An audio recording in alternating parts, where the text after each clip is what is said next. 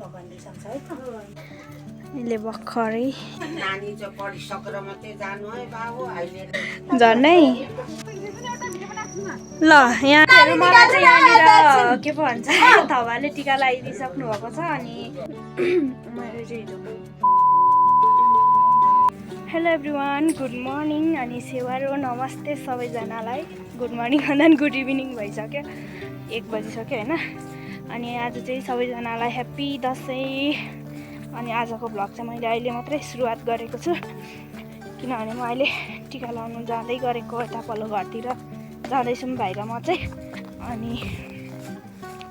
त्यहाँदेखि फेरि दसैँमा पनि टिका लाउँदा नि के साडी लगाएर गएको भन्नुहुन्छ होला फेरि म चाहिँ खासै चाहिँ यो फोटो यहाँ एउटा फोटो खिचिदिएला मेरो फोटो खिच्ने भनेर चाहिँ लगाएकै खासमा चाहिँ साथीहरू ल आजको दसैँको भ्लग चाहिँ हाम्रो के कस्तो हुन्छ हेर्दै गर्नु होला दसैँ भ्लग रोजा आन्टी आउनु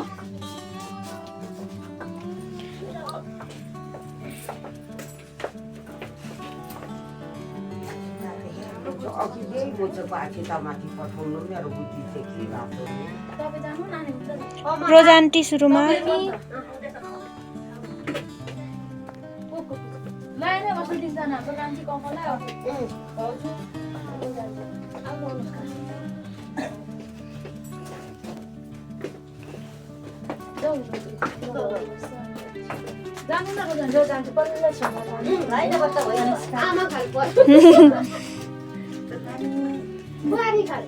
फाइनली साथीहरु जेठी बजु हाम्रो बजु कति वर्ष पुग्नु भयो किन साल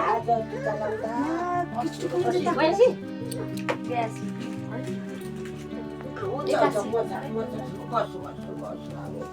हाम्रो बजु चाहिँ 82 वर्ष पुग्नु भयो बाजे चाहिँ मलाई पनि हाम्रो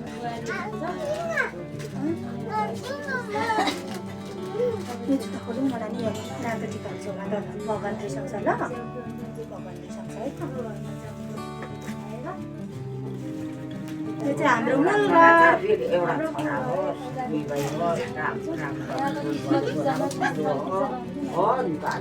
नानी भाइ पो पाउनु पर्छ होइन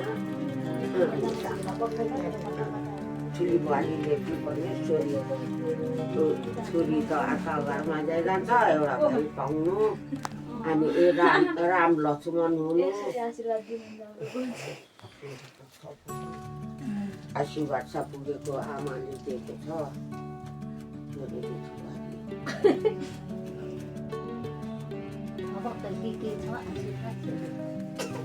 बुहारी राम्रो दुख्न दुख्नु त्यति बिमार देख नलागोस् भन्दा आफ्नो बुबा आउँदा बिमार छोरा पनि छोरा पाइदिनु सबैको आइयोस् आशीर्वाद आमाले आशीर्वाद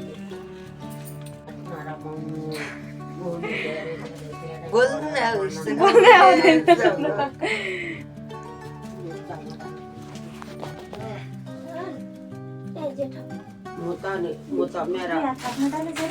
बुद्धि भाइ बोलाइहाल्नु है नानीलाई ल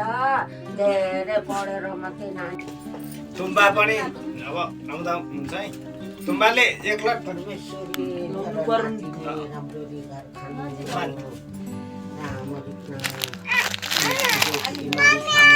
ल अहिले लगाइदिन्छु नि यता जुत्ता फुस्क्यो अरे रोजा बजीले लगाइदिनुहुन्छ है ल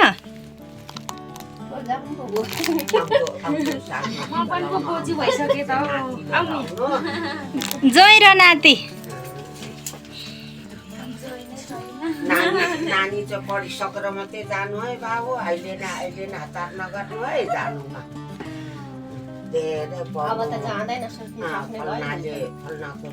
जाने भनेको हुरुरेमै हो अब भूपेन्द्र चाहिँ अब मेरो नाति एउटा छ दोडा बुहारी ल्याउनु धेरै सन्तान होइन एउटा मात्रै ल्याएर 12 जना जन्माउनु भूपेन्द्र सकेर मात्रै बेगार्ने बाबु धेर मान्छेको जात याङ्सी लामा त मन परेको एउटा केटी त थियो अरे लिम्बूको रेकर्ड तोड्छु हो त्यो त हो नि त्यो त बाध्यताले पो त बाध्यताले पो त त्यो त बोजूलाई पनि ए ल तिम्रो चाउचाउ यहाँ एकछिन है ल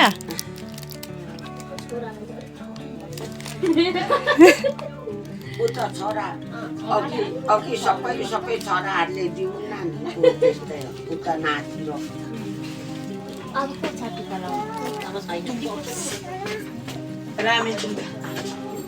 राउने तुम्बा उसको दाजुले लगाइदिएको मैले अघि नै लगाइदिएको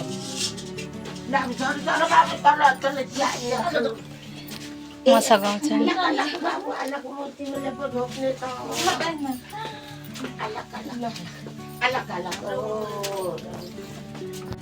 ल साथीहरू अब अहिले हामीहरू चाहिँ बोजूको हातबाट टिका लगाइसक्यौँ होइन पहिलो आजको दिनमा अनि त्यहाँदेखि अब अरूतिर पनि जान्छौँ हामीहरू चाहिँ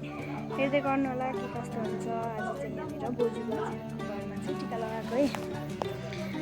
यसले भर्खरै अनि यहाँनिर चाहिँ बोजूहरूको घर ल साथीहरू अब चाहिँ हामीहरू टिका सिका लगाइसकेर पनि खानाहरू खाएर खाना भन्दा नि हामीहरूले चाहिँ चिया मात्रै खायो किनभने घरमा भर्खर भात खाएको थियौँ नि त अनि चाहिँ हामीहरू अब लागेको अनि कस्तो लाजे गर अनि अब चाहिँ यता तल यहाँ हाम्रो डाँडाघर भावना दिदीहरूकोतिर जाँदैछौँ होइन अनि के पो भन्छ अरे बोल्नु होइन हौ आज त मलाई च्याउ यहीँ 2 बजिसक्यो कति बेला सबैकोमा जान्छौँ नि त हामीहरू टिका लगाउनु त्यही भएर अब फेरि लिम्बूले नि कस्तो रातो टिका लगाएको भनेर कमेन्ट गर्नुहुन्छ होला यो गाउँ हाम्रो गाउँतिर चाहिँ प्रायः जसो रातै लगाइदिनुहुन्छ है टिका चाहिँ प्रायः जसो भन्दा नि यहाँनिर अहिले हामीले टिका लगाएकोमा जेठा बाजेको घरमा चाहिँ टिका रातै लगाइदिनुहुन्छ अनि अरूकोमा चाहिँ अब कस्तो लगाइदिनुहुन्छ थाहा छैन होइन त्यही भएर हामीहरू जाँदैछौँ ओइ मिस्टर हिँड्न यु क्यान गो साथीहरू हाम्रो भावना दिदीको घरमा चाहिँ यहाँनिर यस्तो कार्यक्रम चल्दैछ कि होइन देखेर म पनि अघि बेहोस भएको होइन झन्नै यहाँ भाउजूले धन्न मलाई बिम्जाउनु भएर मात्रै यो देखेर म झन्नै ढलेँ अनि यहाँनिर भिडियो अब स्ट्यान्ड चाहिँ फेरि यता हेर्नु न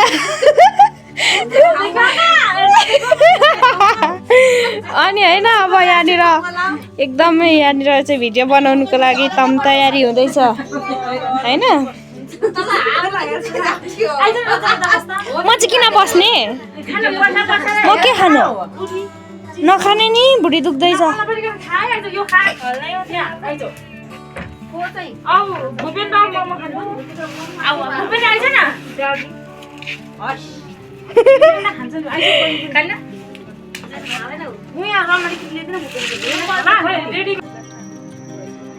साथीहरू आज चाहिँ हाम्रो यहाँनिर दसैँको शुभ अवसरमा फोटो खिच्ने कार्यक्रम भइरहेको छ अनि यहाँनिर दमादम फोटो अब यसमा हुन्छ त नि हुँदैन त नि 1 मात्रै हुन्छ ल यहाँनिर हेर न कोहीको पारा चाहिँ कराएर अरूलाई होइन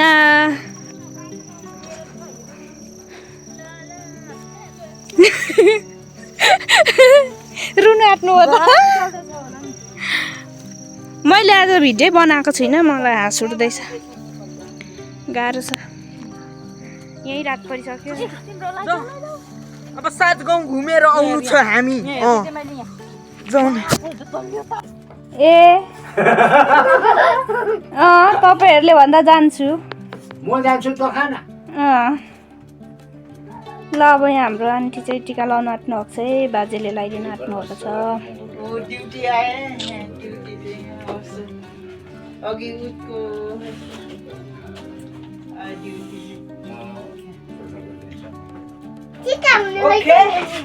हामी लगाउनु त्यहाँ बसेको छ गेटमा एउटा ड्युटी बसेको त बसेको हल्ला नगर न हौ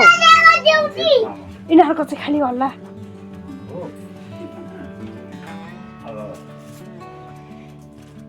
हेलो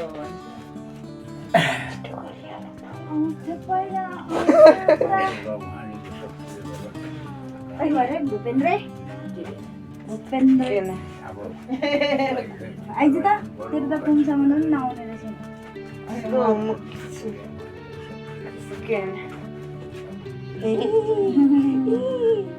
साथीहरू मलाई चाहिँ यहाँनिर के पो भन्छ थवाले टिका लगाइदिइसक्नु भएको छ अनि अब यहाँनिर हाम्रो भाइलाई टिका लगाइदिँदै हुनुहुन्छ चलाउँछ भनेर म ड्युटी जाऊ ड्युटी यहाँ भाइ चाहिँ टिका लाउँदैछ कपाल क्या हो यसको छ्या यता ल्याउनु न तपाईँको नानीलाई त अगाडि रुवाइकिन छाड्दिँदैन नि त रौनु परेन डल्ले हेर नमानेको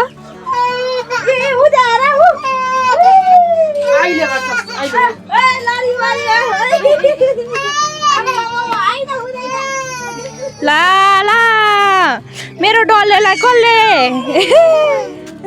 टिकाले पनि फेरि कस्तो देखियो यता हेर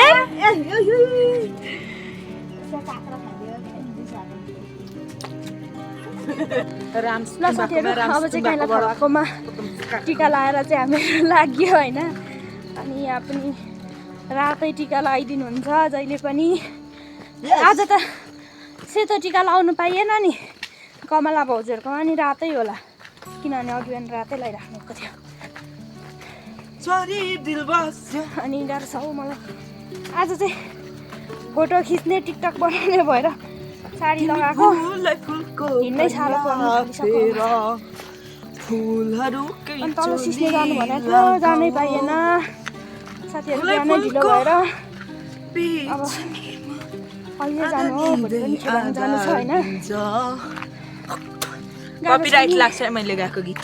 हल्ला नगरी नै भ्लग कतै नै बनाएको छैन आज मैले हिजो अस्तिको भ्लग पनि एडिट गरिसकेकै छैन आधी एडिट गरेर त्यसै छोडिरहेको थिएँ अनि मेरो चाहिँ अलिकति हिँड्दा सास चाहिँ कति साह्रो बढेको हो यस्तै हुन्छ नि भोला गुड्खा खाँदा कहिले अन्त खायो भोला गुड्का खालि भोला गुड्का उसले चाहिँ खान्छ होला लुकी लुकी अनि खुबै मलाई खायो भन्छ के अरे त्यो साडी पनि रजनीगन्ध इन्टरलक नगरेर जम्मै तान्ने छ हौ त्यसले फोक्सो कुहाइसकेको छ नि ए कुहायो तेरै चाहिँ कुहायो होला म त रम पनि खानु छु है ल साथीहरू हामी चाहिँ बोजूको घरमा अब चाहिँ हामीहरू बोजूको घरमा अब बोजूकोमा आइपुग्यौँ फाइनल्ली हामी बोजूकोमा आइपुग्यौँ के भन्छ हो के को फाइनल्ली कि फाइनल्ली चुप देखिन है तैँले हामीलाई हेपेको हेपेको अहिले चाहिँ यहाँनिर मेनका दिदीहरूको घरमा चाहिँ टिका लाउनु लागेको भाउजू हेरेर हाँस्नु त अनि यहाँ तुम्मा भाउजू हेलो एभ्रिवान गुड मर्निङ मैले चाहिँ हिजोको दसैँको ब्लग चाहिँ इन्ट गर्नु पाएको थिइनँ होइन टिका लाउँदा लाउँदै रात पऱ्यो अनि त्यतिकै मैले नि ब्लग बनाएँ अनि आज हिजोको ब्लग चाहिँ मैले अहिले बिहान इन्ट गर्न लागिरहेको छु सो दसैँको ब्लग हजुरहरूलाई के कस्तो लाग्छ प्रतिक्रिया दिनु होला अनि लाइक कमेन्ट सेयर पनि गरिदिनु होला भन्न चाहन्छु आजको ब्लग चाहिँ यहीँसम्म अर्को ब्लग हेर्दै गर्नु होला